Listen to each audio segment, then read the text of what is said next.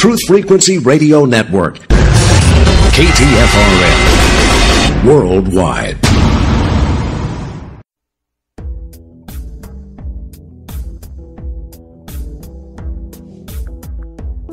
Hola, this is Sienna inviting you to join me tonight as we navigate through the seen and the unseen, explore external and internal realities, expose on-world and off-world agendas, discover a path to joy and freedom. Now, join me as we illuminate the Shadowland and reclaim our birthright as free and sovereign beings.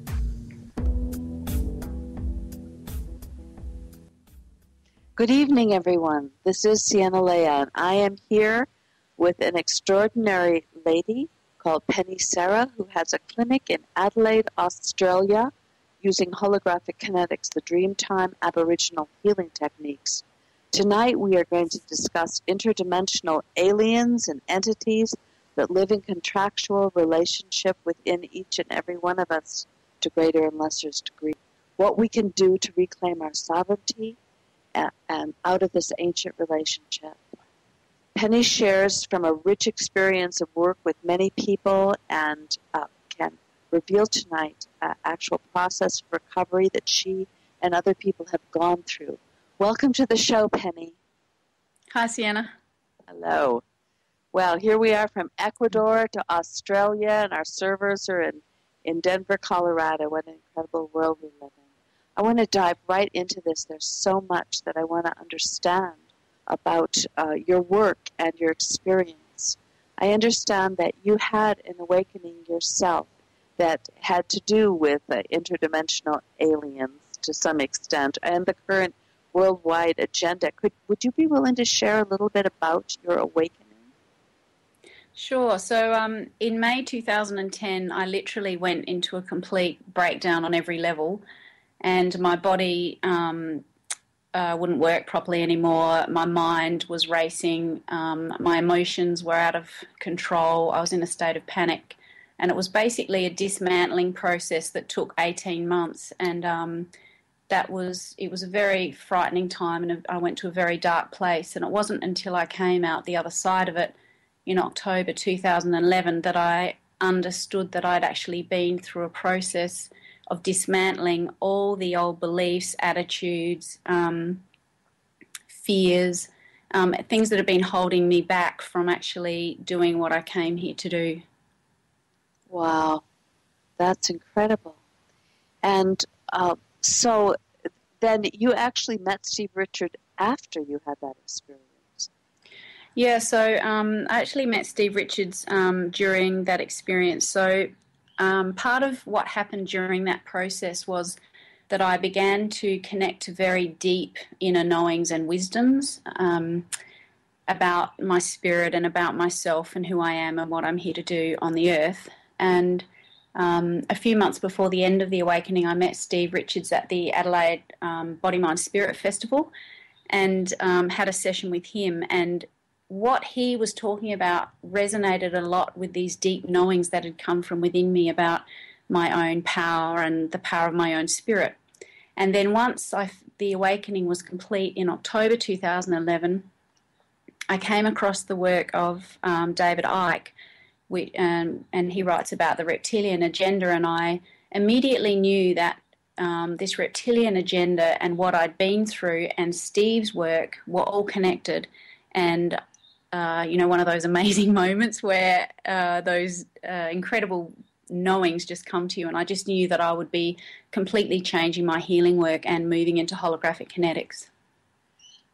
Okay, I would love to hear your experience of this reptilian agenda as it relates to your breakdown and as it relates to the discovery of what your spirit actually is a little bit more. Were you experiencing alien interference as a part of that breakdown? During my life, I had lots of depressive episodes, lots of times where I didn't know who I was or what I wanted to do, and struggled a lot with my emotional state. I would have windows of happiness and windows of joy that would just seem to slam shut again after a while.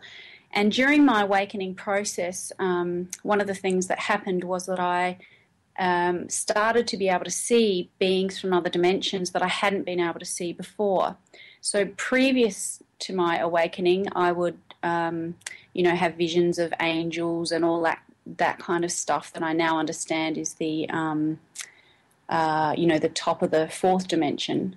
But once I went into the awakening a bit further down the track, I started to see beings from other dimensions.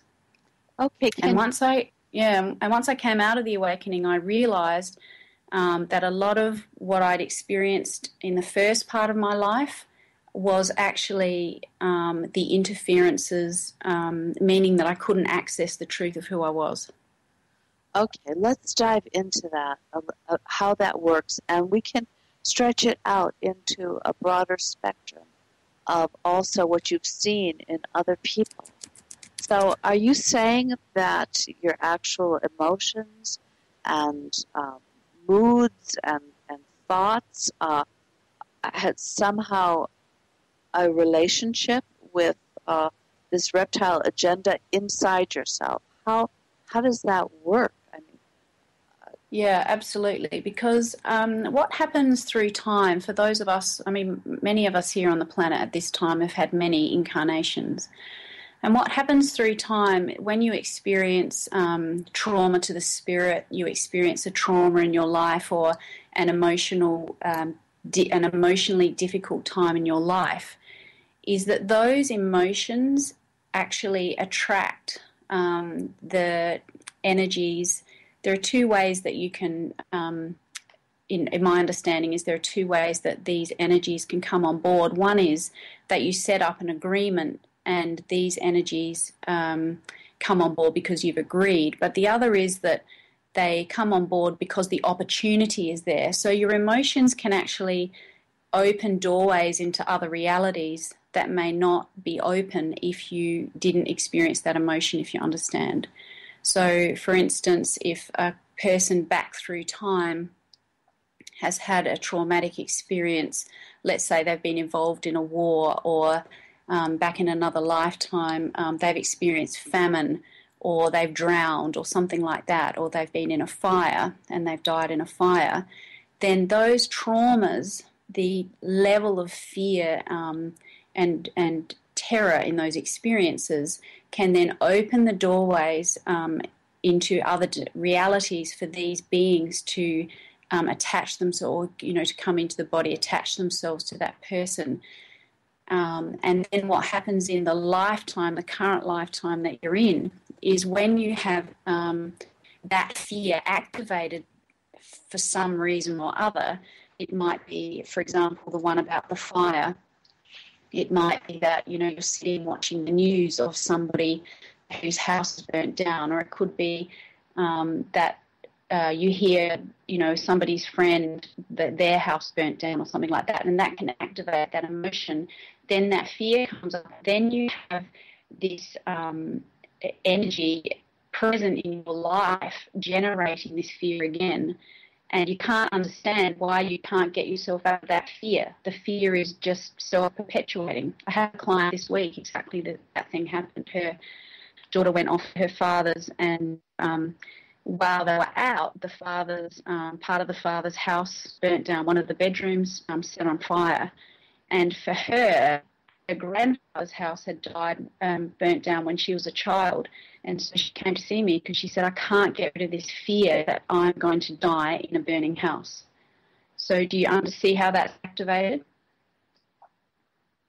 Yes, I think so. There's a piece of this that I would like to hear you speak to in regards of, are these mainly reptiles that you're seeing in people, or are there many different alien races, and are they feeding off what is their relationship? You say, are they feeding off of the psychic and emotional energy of humanity? Is that the setup? And they're coming in Are we calling them in as a form of help out of severe trauma? Because this is from my work and my understanding, that's what's happening. But I'd love to hear yours and your reality of, because I think it's so important for people to understand the depths of the depths of this, of how these relationships are actually evoked right at the beginning.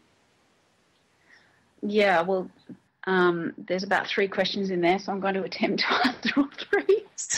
So there are many different races of beings, many who are benevolent and some who are, malevolent. So there are different races. There's the reptilian race, but there are other races as well. And yes, there are many different alien races.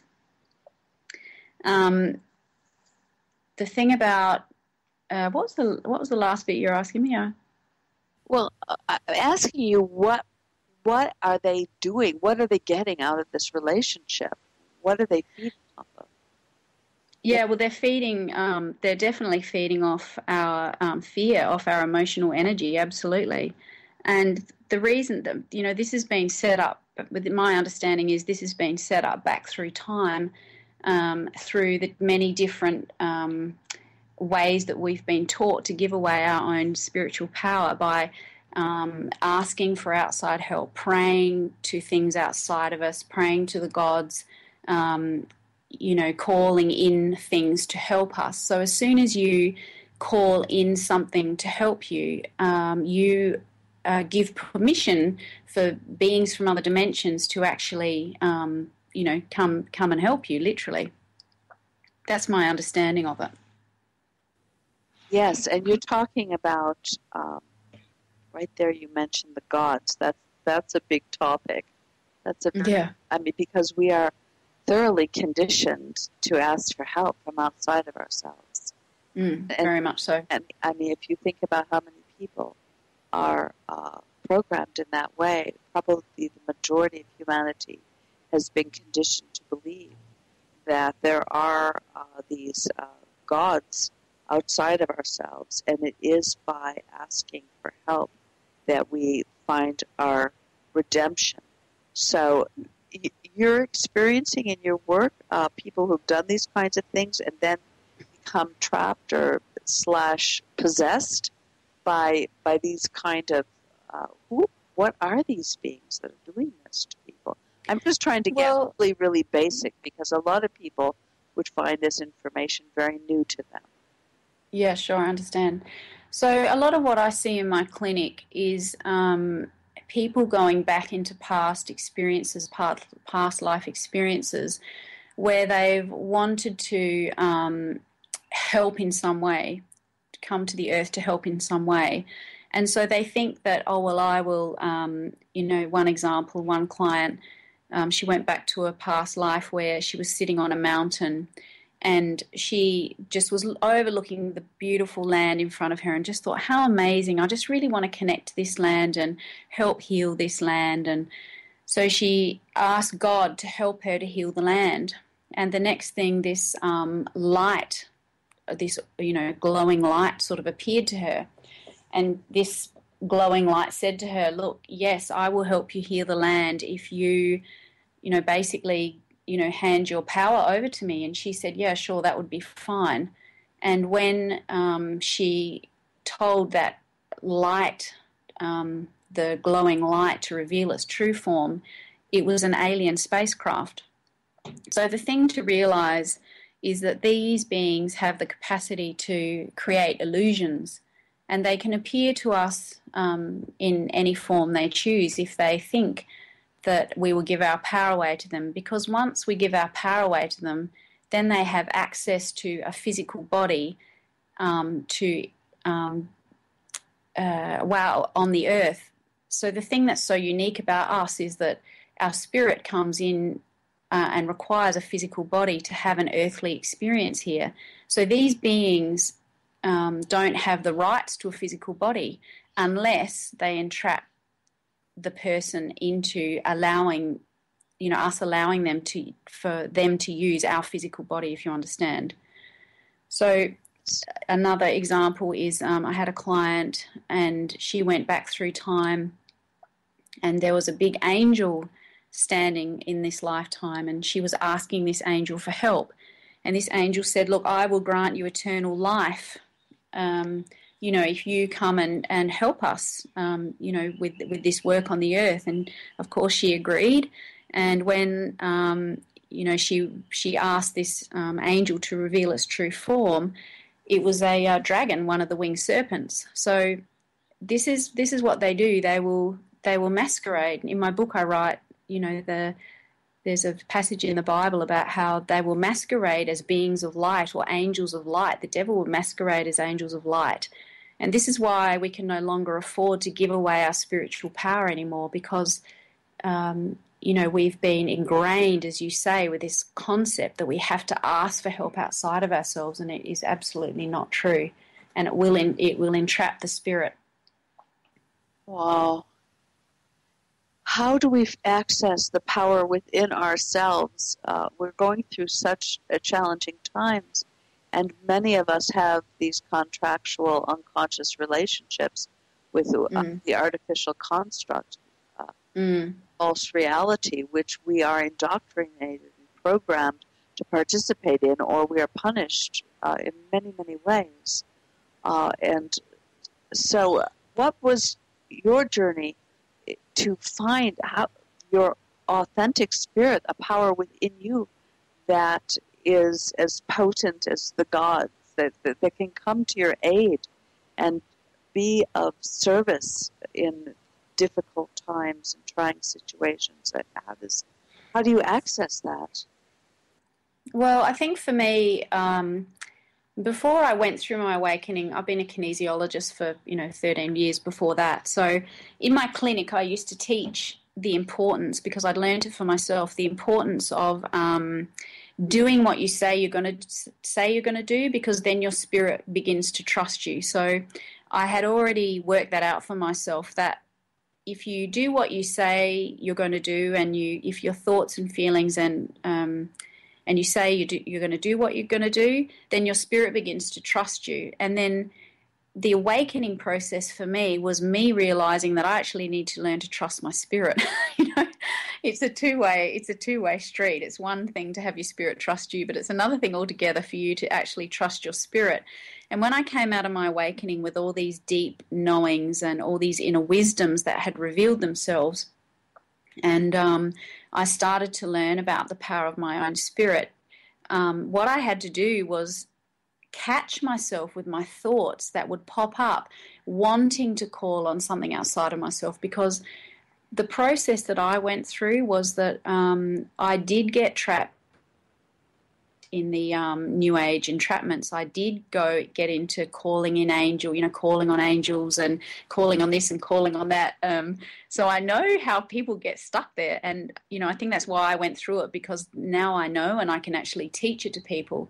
And so the practice and the habit of just connecting back to yourself and communicating to your own spirit and learning how you feel your intuition, and learning that, this is what I say to people, that when you are connected to your spirit, what you want to do in the world and the way you feel and everything, it comes from inside you. It just comes from inside, almost like in the middle of your body, and comes up. It's the most incredible feeling, and it's very different from how I used to feel before.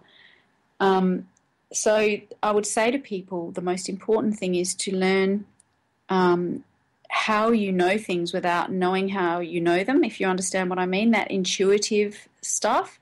Be very discerning about any voices that you listen to. Be very discerning about visions that you have. I'm a very visionary person, and so I get information in my dreams, and I also have visions when there's a new message coming.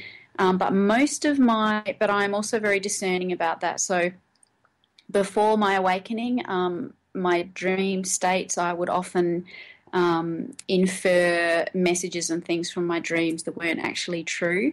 So what I say to people is get in touch with the feelings that come from inside you. Connect to your heart, spend lots of time in nature, especially by the beach. The beach is amazing for expanding your consciousness. Trees are great. Spend time in nature. Spend time every day just with yourself, getting quiet.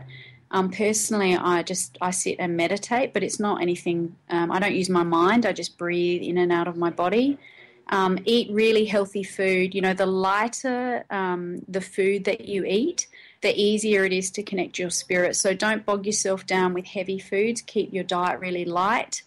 Make sure you're exercising, getting plenty of fresh air. Yeah. It's so challenging for people right now. It seems there's so much information out there and so much programming from the media, from television and cell phones and everywhere, and the way that we've been socially conditioned to be, that it seems like we're allergic to ourselves and allergic to our feelings. It's very frightening to think about going inside, and there's just such an addiction to be inauthentic, yet the world that you're talking about is one that is very organic, it feels to me, as you're speaking. Totally, yeah, very. And so I want to get into, because I noticed that you work with children and you work with the inner child. And we have about 5 minutes left in this segment, but I would like to know how you made friends with yourself again, how you found the power in your body and in your feelings, and how that process unfolded for you, because it's so counter to everything we're getting bombarded with at the moment. Yeah, well, my journey started when I started studying kinesiology, becoming aware of myself and my emotions.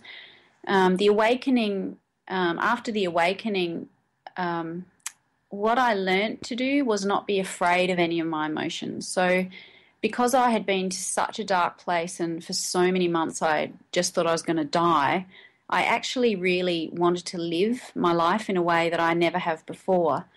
And so I just came out of that not afraid by any of my emotions. So before my awakening, if I was angry, I would process it in a very controlled way and work out what I was angry about and have a conversation with someone. But I would never really just let myself feel angry and just be angry.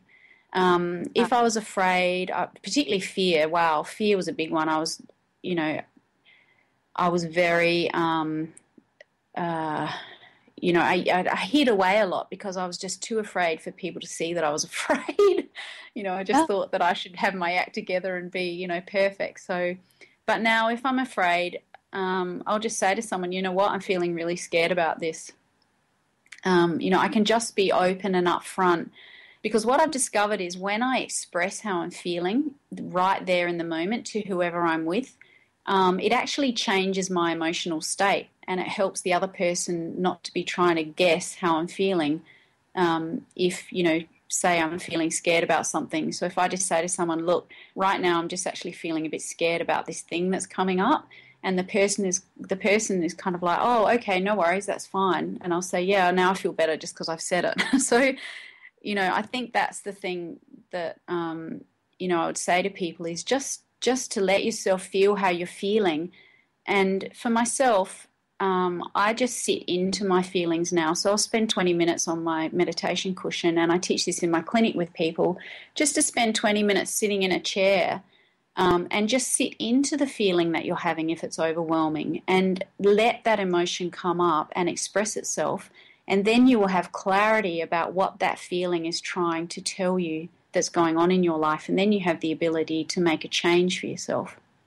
Well, I know that seems like so simple and like a no-brainer, but that is so challenging for us to do. And I find that this simple presence of being with ourselves, the self that's required, and the care and the discipline that is there to do that, it starts to break through that matrix construct where we are, because there is so much illusion of even authenticity. I mean, everyone talks about authenticity and about being yourself and loving your inner child, and I mean, all of these buzzwords, but it's to really get there, to really live in that, is living in an organic world in the midst of being pummeled by an artificial world that is pretending to be an organic world, but it is not. And this is, I mean, I think that there's so much deception, and these aliens and all that, they're seducing us with an agenda that appears to be everything that we want for ourselves. And I'd like to hear more about what you've discovered with their seductivity, because I think we're on the tip of the iceberg. I think we're going to enter a phase where it's going to become much more blatantly seductive as things become more and more challenging. And the difference between what is organic connection to life force and what is a synthetic artificial creation that's seducing us into a whole other thing. I'd like to break that down a little bit when we come back from the break. We're going to break right now.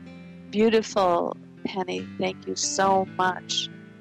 And just feel how authentic you truly are, that you've lived this journey. And it's very, very touching, very sweet.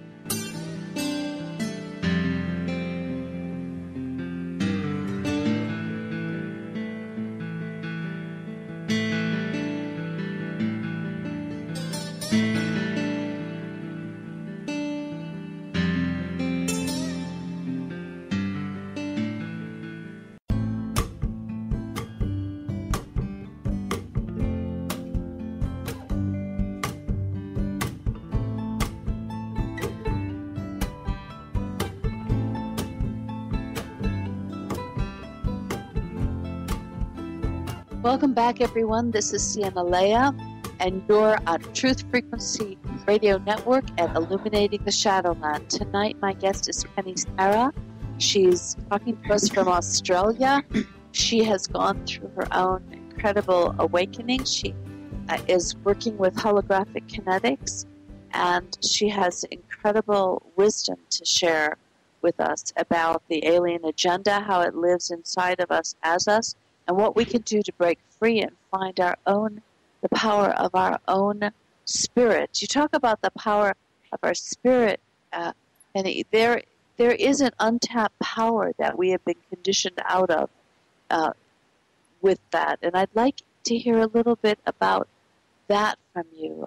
What is the power of our spirit that we can access? So our spirit is actually eternal, which means that it can be everywhere all at once. And when our spirit chooses to incarnate onto the planet Earth, it requires a physical body to live in. And so when the spirit comes into the physical body is a reflection of everything that the spirit is, as well as all our genetic inheritance as well. And it's a biochemical creation, so it resonates with the earth. And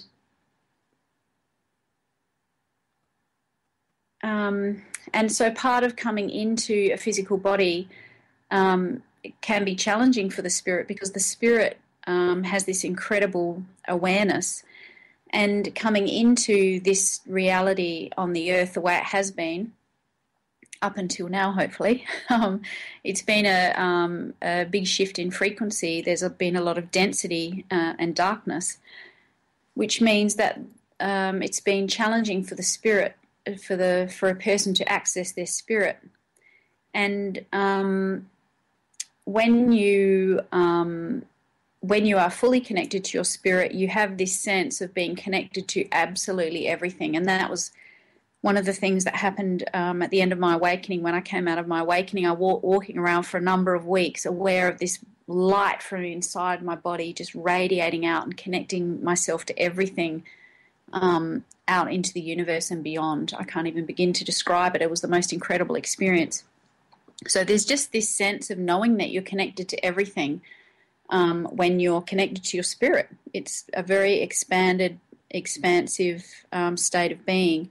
And along with that comes a feeling of joy and freedom as well. So, the spirit, does that answer your question? Absolutely. That was beautifully stated, Penny. You're speaking very articulately and from a deep, connected sense of your own inner truth, and I really appreciate that because I could sense that in you. And so let's get back to the alien agenda. So are their days numbered? Are they able to, do you sense the frequency rising on the planet? It seems things are getting worse and better at the same time. And Yes. that there's huge push from the Dark Ones to harvest as many souls as possible. It seems that their darkness is either taking deeper possession of them or they're doing their shadow work and they're freeing themselves. But people seem to be in a rough spot at the moment. Can you talk at all about how you see things at the moment with all that? Yeah, I believe that what you're saying is correct. I believe that the things are difficult at the moment, but there has to be this dismantling process, and which is what my awakening was. So I believe what happened to me is what's happening globally now. This process, I just believe I went through the microcosm of the macrocosm, so to speak. So there has to be this dismantling process of the old for something new to be created. I do believe that the vibration on the planet is raising. I do feel that things are getting easier for people. In my work particularly, people are clearing things so much more easily than they were before. People are awake now. They're ready to hear this information. People are able to hear this information, and it's making sense to people. And they're really wanting to step into owning their power because they're fed up with living in a state of suffering. They want to be mastering their lives and feeling happier more of the time than miserable more of the time. I really do feel like the dark days, as it were, are on the way out. But there has to be this dismantling of systems and that are not going to work in the future, and so that does look ugly. It looks hideous. Having been through it, it does look ugly, but it's a necessary step. And I think it's the whole 100th monkey syndrome, which is why I'm so excited to start talking about this now, because the more people that are awake and the more people that own their spiritual power, then the less power these beings have over humanity as a whole. I do believe that that we will, that we will be sovereign, and I do believe that we will experience freedom and be able to create a wonderful place to live. And the Earth is a conscious being in her own right, and she's going through her own process as well. So. Absolutely. Well, what are some of the beliefs? Now, I know that you work with helping people to recognize the beliefs that relate to the emotional wounding, but the beliefs themselves seem to draw these and anchor these alien entities into us. And I'd like to hear what some of the beliefs that humanity holds from your work and your experience are the ones that are anchoring this alien agenda into our bodies.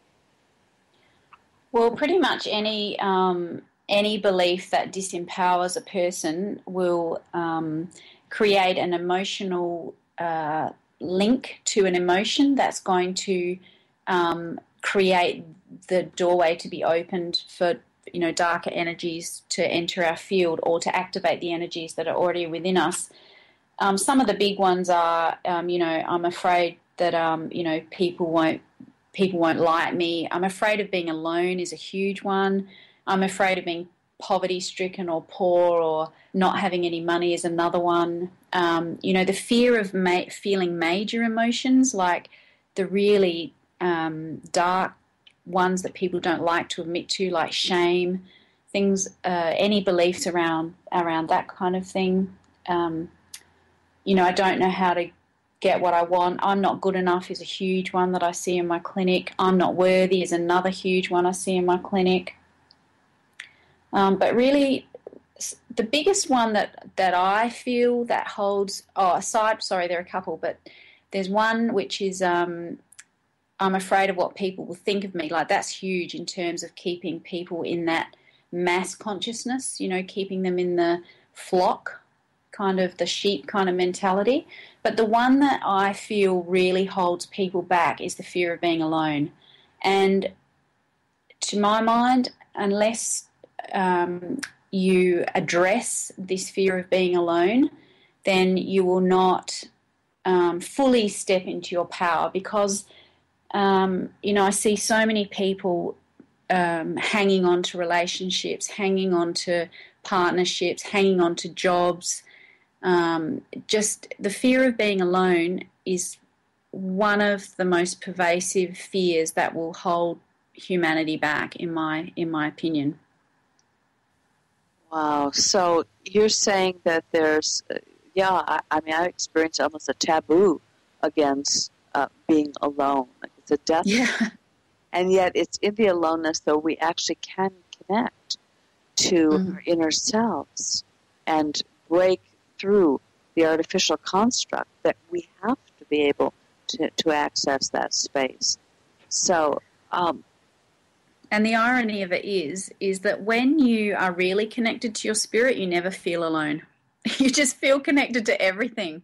So that's the irony. So if you have the courage to actually step out of the matrix, step out of the programming, step out of what other people think you should be doing, step out of what the fear of, worrying about what other people think of you. If you actually have the courage to follow what you know to be right for you, and you do this work and you connect to your spirit at a deep level, once you are really connected to your spirit, you just never feel alone. It's the most incredible experience. Wow. That's to hear you say. That's the irony. That really, really is. So how do people get there? So do you feel that there's some kind of a connection between the external program in our educational system, in our schools, and our parenting skills that actually set people up to be hosts for alien interference? Yeah, absolutely. I just feel like all those systems, but education in particular, it traps the spirit. It really does. My own girls, when they left school, I said to them, look, I don't mind how many years you spend defragging from school. Take your time, get to know yourself, experience life. There are no rules now about how you have to do anything, because school gives information to children and says, this is what you have to know, this is what you have to know, and if you can regurgitate it for me in the way that I need you to, then you will pass and be successful. And for a start, a lot of the information that's taught in schools is not true anyway. It's the history that's written to program the mind. And so then when a child leaves school, life isn't, you don't live life like that. Life is about learning, who am I and what do I want to create and express.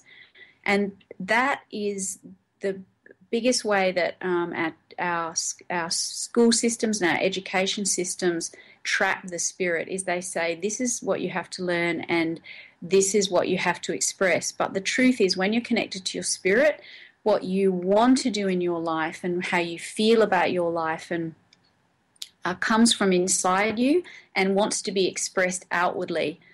And so that's the school system absolutely traps the spirit. I'm really passionate about children because I feel very strongly that if young people can wake up, between 20 and 50, the people in that group, if they can be raising their children in new ways, in different ways, then that is what is going to shift things on the planet. And the next couple of generations, next 2 to 3 generations, are absolutely critical. So I'm completely passionate about changing things for our children, completely passionate.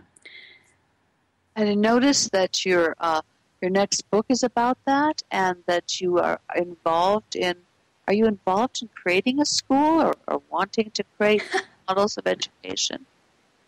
Well, my plan is I've got my first book out, Awakening, and I'm just about to finish my second book, which is called Flying Free, which is how to connect to your spirit. Then the third book is called Brilliance, which I've kind of started a bit. I've got it all in my head at the moment. That's about how to raise children to create this new reality on the planet Earth. And yeah, I'll be addressing things like education and that kind of thing in that book, because with my own girls, they are both awake. One is more mainstream. The other one's, more like me, way outside the square. But both my girls are awake, and they both went through mainstream education. And I think that's part of it, is that it's important to make sure that children are awake to the program, no matter where they're going to school or if they're being homeschooled or whatever choice you make as a parent, that you make sure your children are awake, that you're constantly having conversations with them about, well, do you realise, this and this? Like my youngest goes off to these huge, great big music festivals, and, before she goes, I say to her, just be aware, blah, blah, blah, blah. And, because a lot of spirits get trapped through those big music festivals where there's, videos and that kind of thing being shown, and the lyrics in the music and that kind of thing. And so she'll send me, the Snapchats, or she'll send me a message on her iPhone saying, "Hey, Mum, look at this, look at what that, look at how they're trying to trap the spirits of, the people at this music festival." So to me, it's about having these conversations with our children and waking them up to the program so that they're not affected by the program as much, if you understand what I'm saying. Yeah, no, that's exceedingly clear. I was looking at MTV the other day, and there is so much satanic symbolism.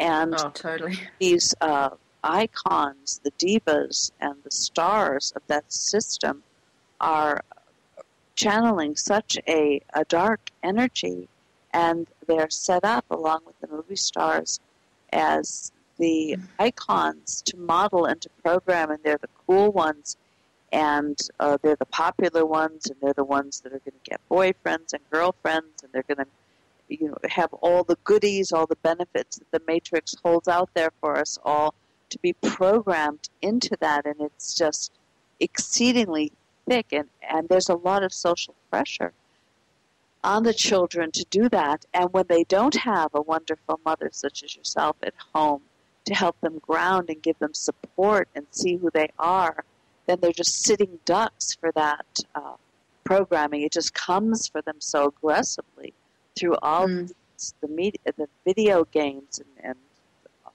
the social media, and it just goes on and on and on. So your daughters are very fortunate to have a mother that is grounded in her own being and can connect with that. It's wonderful that you're going to be writing that book, Brilliance. Can you give us any hints of why dare I believe that that we all are amazing spiritual beings, and it just fills me with such joy to think that a parent would view every child that they have in this way, that every child that they give birth to has this brilliance. So I often say to people who are worrying about their lives and how their lives look and all that kind of thing, I say to them, sometimes your level of evolution or your level of enlightenment, for want of a better word, doesn't necessarily reflect itself in your life. Sometimes your life can look like a bit of a train wreck, and like mine did for 18 months. And so, what I would love, the gift that I would like to leave the planet with is that, you know, that we can all view each other, but particularly parents with their children, as, you know, just brilliant, shiny spiritual beings that, you know, if they don't fit the school system, who cares? If they, you know, are still sucking their dummy when they're 5, who cares? If they're not toilet trained when they're 2.5, who cares? You know, it's like we've just got to ease up. So, you know, our children are amazing, and especially a lot of the, you know, children coming in now, they're already wired for this new vibration, and we've just got to perceive, this is my belief, we've got to perceive our children, you know, in a whole new way, and experience joy and pleasure in them and in our life together, and, you know, understand that they're amazing too, and that they teach us. It's not about, you know, how our child looks to everybody else. It's just enjoying that individual child, you know, with the gifts that they bring humanity. And that's why I called it brilliance, because I just see children as these shiny, you know, diamond-like, you know, spiritual beings. And, you know, their lives should be joyful. Oh, that is so well said. That is just beautifully articulated. And the joy piece is so incredible, isn't it? That life is really about pursuing the fastest path to your joy. And this is what traditionally we have been conditioned to beat out of our children, that through the ancestors and through the collective racial shadows, that we've so that we go under the radar, and we're not too brilliant of a light to attract the dark ones, to seek our demise, that we dim the light. I mean, we are all conditioned to be this police force to one another, to turn down brightness rather than to allow it to be there. But you're right, the frequency is shifting up, and the path is to allow the light to shine and to do no harm and to not destroy it. We are conditioned as parents to destroy the light in our children, and feed them to this alien agenda, to literally offer them up as food. And what we get from that is immunity from being punished in some ways. But what you lose is so far greater than that. And this has gone on for thousands and thousands of years. If you look at the frequency of energy that groups and collectives hold, it's all about holding that light down. Yeah, completely, totally. And I think, you know, before I went through the awakening, you know, I didn't want to appear, you know, if my client came and they were miserable, you know, I didn't want to appear as if I was too happy. So I just kind of sit there neutrally or whatever. And since I've been through that's just one example, but in life generally, you know, if my friend was upset, then, you know, I'd go around and comfort her, pat her back, and, you know, we'd share our wounds, blah, blah, blah. And I came out of the awakening, and I could just see as clear as day what a ridiculous idea that is, because it's always dumbing down to the lowest common denominator. And, you know, like I had a client came in yesterday, and she's this amazing young woman. I could just feel her energy straight away. And she gave me this big, long list. She's had some terrible things happen, like this big, long list of terrible things. And I said, you know what? I said, I'm so happy for you. I said, you're not going to believe how good you're going to feel after you've done this work, because you already know this joy. You've got it in you. I can feel it, but it's just covered over right now. And, you know, so it's like now I can just be in my joy and my happiness, because I understand the importance of that. It's so much more important to stay in my joy and my happiness, so that other people's vibrations come to that space, rather than the other way around, which is the old paradigm of, you know, let's all just feel miserable if someone's feeling miserable and pat each other's backs. No, you know, the time for that is gone. We don't have to suffer anymore. You know, we can support each other and be in our joy, so that even if, you know, terrible things are happening, we can still be in our joy. And more than ever, that's so important now. It is. The children and the animals, there are our teachers. Totally. So, well, we have about Absolutely. 4 minutes left. Penny, can you, what do you have on offer, and how can people interact and share your wisdom and take your courses, read your books, visit your website? I don't know if you do sessions on Skype, or how do you actually do your sessions? So another 20. So I've got another 20 questions. Right, but... So I've got a website for my books, and that's www.thepowerofyourspirit.com.au.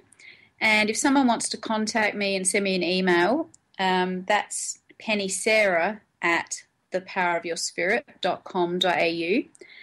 And then I also have another website which describes holographic kinetics, which is www.pennysarah.com.au. And yes, I do sessions. It's called surrogating, so you can't actually do them via Skype. So what happens is the person sends me a list of issues that they want to work on, and then I work with another person, and I work with that person's spirit through the body of the person that I have on my table, and then I write an email back to that person about what happened in the session and what's been changed, what's been changed for them. That's the way that works. Wow. So a lot of the feelings that people can have in perpetual cycles, because we often blame ourselves, we can't get out of our addictions, we can't get out of our self-sabotage, we can't get out of our compulsions and our perversions in some ways. You're saying that a lot of this can be alien interference. Is that correct? Absolutely. That's what keeps it cycling. That's the reason why people can't seem to clear them, because it's the fact that the interference hasn't been cleared is what holds it in place. So you can do a therapy and attempt to heal something, and then the next thing you know, it's back again. You're thinking, why is this back again? And, you know, in healing circles, that's known as peeling the layers off the onion. But with holographic kinetics, you don't have to peel back any layers. You just clear it out. It's gone, done, because it clears the interferences as well as the emotional imbalance as well. And when you heal at the level of the spirit and you clear out the interferences, the mind, the body, and the emotions all come into alignment with the spirit. And you don't have to keep, it's just gone and done. It's like getting a rubber and rubbing it out. It's the most amazing thing.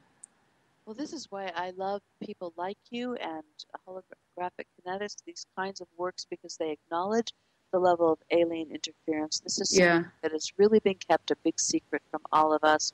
We are all made to believe that we have to join AA and AY and C and spend a lifetime looking at ourselves and beating ourselves up, and it can never get better, but we just chisel away at it. And this is a lot of garbage. We can live in this frequency of joy, and it is completely open to us, but we need to find ways of working through these. Thank you so much for being a guest on Illuminating the Shadowland. Absolute pleasure. I absolutely want to come to your clinic and swim in the beautiful ocean in Australia and meet you someday, Penny. Great. Yeah, it sounds absolutely fabulous over there. Good night, everyone. This is Sienna Leo with Penny Sarah, Illuminating the Shadowland. And this week we're going to have an incredible guest talking about his book called Unspirituality.